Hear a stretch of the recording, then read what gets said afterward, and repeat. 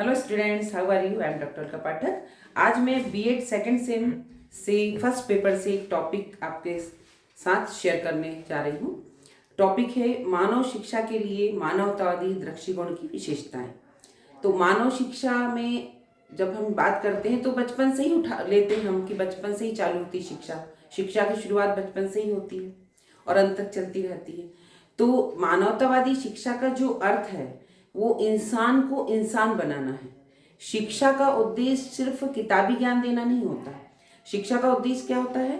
जागरूक इंसान बनाना, जिज्ञासु बनाना और शिक्षा का प्रचार प्रसार करना। तो मानव को वेल लिटरेट करने के लिए जो मानव शिक्षा के लिए मानवतावादी दृष्टिकोण से जो विशेषताएं हैं वो आपके साथ में डिस्कस करूंगी। तो उसमें पहली जो विशेषता है वो क्या है? विद्यार्थी केंद्रित शिक्षा। अगर हमें एक सफल नागरिक बनाना है, एक अच्छा इंसान बनाना है, तो हमको विद्यार्थी केंद्रित शिक्षा पर जोर देना चाहिए। विद्यार्थी केंद्रित शिक्षा क्या होती है कि जो विद्यार्थी को मद्देनजर रखते हुए, विद्यार्थियों की आवश्यकता को ध्यान में रखते हुए और विद्यार्थियों की अभिरुचि, अभिक्षमता, उनका जो स्टेटस है उसको ध्यान में रखते हुए हम शिक्षा दें।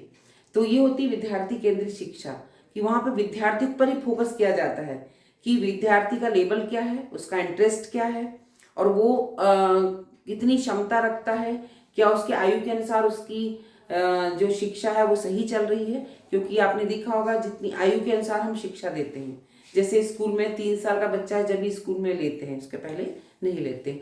तो हमारी शिक्षा क्या हो जानी चाहिए? चाइल्ड सेंटर एजुकेशन होना चाहिए। फिर है ओवरऑल डेवलपमेंट, सर्वांगीण विकास। तो इन सब सर्वांगीण विकास की बात करते हैं तो शिक्षा का उद्देश्य सिर्फ शिक्षा किताबी ज्ञान नहीं देना है।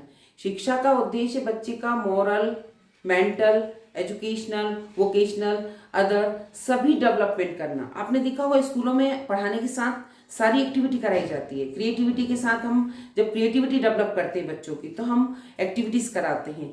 अगर हम बच्चों को फिजिकल डेवलपमेंट की बात करते हैं तो हम योगा प्राणायाम कराते हैं।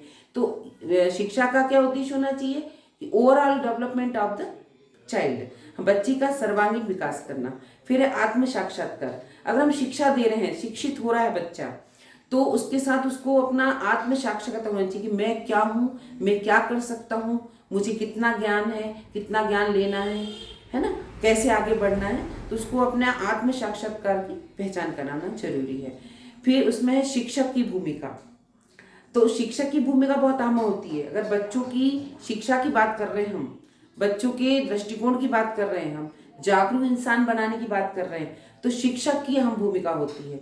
शिक्षक एक मार्गदर्शक के रूप में बच्चों को देखे कि वो एक सही मार्गदर्शन दे कि उसे क्या करना है। जैसे एक एग्जाम्पल हम लेते हैं कि बच्चे, छोटे बच्चे रहते हैं तो कंपलसरी सभी सब्जेक्ट होते हैं तो बच्चों को पढ़ना ही है, आगे बढ़ना है। लेकिन थोड़े बड़े होते हैं जब 8th 9th में, तो उनको सूझ आने लगती है कि हमें सब्जेक्ट कौन सा सिलेक्ट करना है, भविष्य में क्या बनना है। उस वक्त शिक्षक की अहम भूमिका होती है कि उसकी इंटरेस्ट, उसका परफॉर्मेंस, उसका जो आगे का जो लक्ष्य है, उसका क्या है, उसका एम, तो उसको देखते हुए एक अच्छा मार्गदर्शक के रूप में उसकी भूमिका रहती है कि वो उसे मार्गदर्शन दे कि उसे क्या सब्जेक्ट लेना है, क्या बनना चाहता है, इंटरेस्ट कहाँ है। बनना कुछ चाहता है लेकिन इंटरेस्ट नहीं है तो कैसे एडजस्टमेंट होगा, ये टीचर वहां पर बहुत अहम भूमिका निभाता है। फिर स्वतंत्रता कि जब हम शिक्षा की बात कर रहे हैं, मानवतावादी दृष्टिकोण की बात कर रहे हैं, तो थोड़ा सा लिटरेसी की बात कर सकते हैं कि लिटरेसी में हम ये बात कर सकते हैं कि व्यक्ति को स्वतंत्र होना चाहिए, स्वतंत्रता का अधिकार होना चाहिए कि वो कुछ सोच सके, कर सके, ऐसा नहीं बंधनों में हो, वह खुद डिसीजन ले सके, वो खुद सोच सके, वो खुद आगे बढ़ सके, इस टाइप से। फिर मूल्य और नैतिकता पे जोर। अब मूल्यों और नैतिकता पे आपने देखा होगा क्लासों में हम मूल्यों की शिक्षा देते हैं, उसको हम किसी सब्जेक्ट के माध्यम से भी दे सकते हैं।